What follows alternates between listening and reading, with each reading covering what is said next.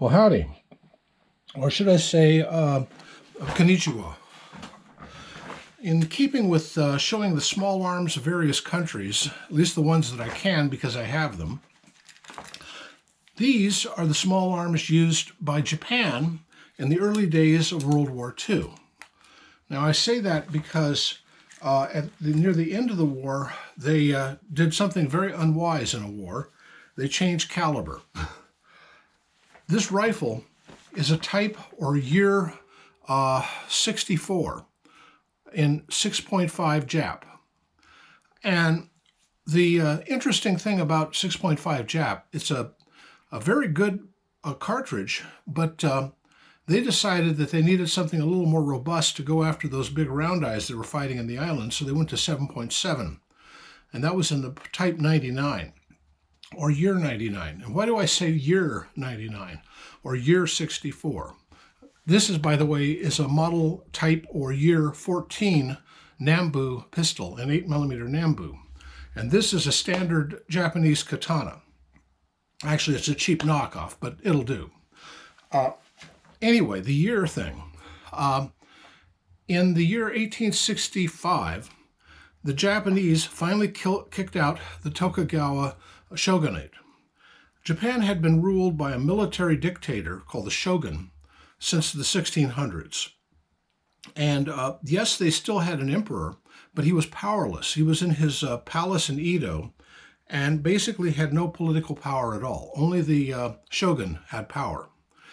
And the Tokugawa family had held that for, about 300 years.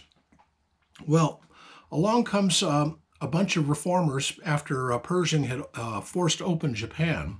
Was it Pershing? No, I forget. Who's the admiral who did that? Perry, Admiral Perry, American. And the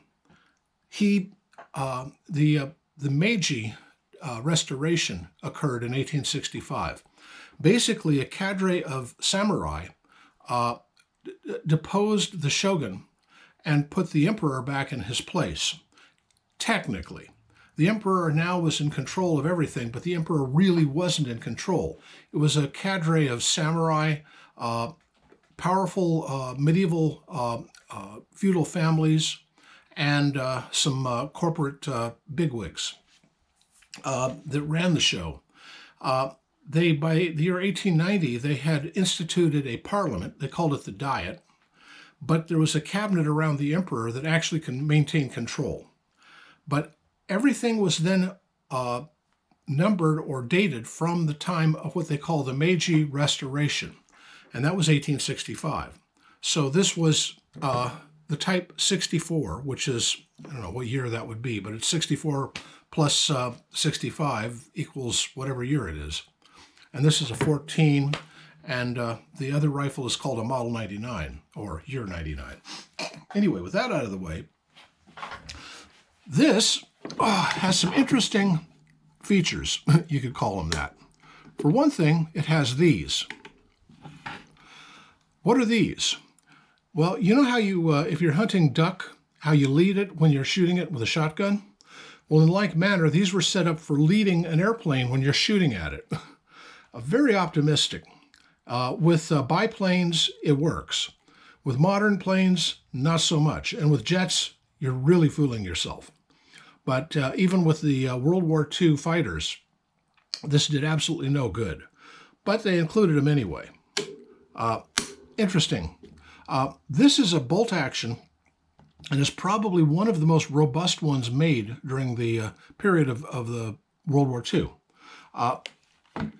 If you look down here at the stock, you'll see that it's split right here. No, that's not a crack. This is standard for all Japanese rifles of that period.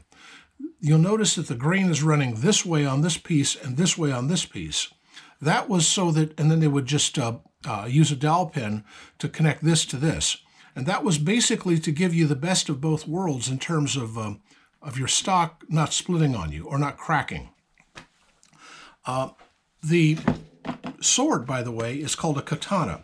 There are 3 Japanese swords that were associated with the samurai. The katana, the short sword, the wakizashi, and a small knife called a tanto. All samurai would carry a wakizashi on one side of their sash and a katana on the other. This one is just your typical mall knockoff, but it will do as an example. By the way, you see this wavy pattern on the blade? That's called the hamon. And on a real samurai sword, that would denote the signature of the swordsmith who made it. Why do I show off a sword in the days of World War II? Because among the Japanese, the sword was a symbol of authority. Everybody from an NCO to every officer going up would carry a sword. And the NCO swords are very industrial, but they're better than this one. This one is like a cheap knockoff that you would buy at a mall knife store. I got it at a gun auction. It was dirt cheap. I got all three of them. But and I think I did a video on it at one point. As to the pistol, this is a Nambu. It's named after a famous general who happened to be an excellent gunsmith, but this is probably one of the worst guns of World War II. When it was issued to the troops, they were issued with spare firing pins because these things were known to break firing pins. It shoots a 8mm bottleneck cartridge, not used by any other pistol. I have dies and brass to make the pistol rounds, but I haven't shot it yet because, well, I'm a little paranoid to pull that trigger because it might break the firing pin. This, after all, is about an 80-some-odd-year-old pistol. This is a late war Nambu because if you look at these grips, they have a line carved in them, but that's not exactly quality. And this thing is really in awful shape. But as an example of type, there it is. So anyway, this is the last gasp of the Land of the Rising Sun to further its imperial ambitions. And I think they did rather well with it.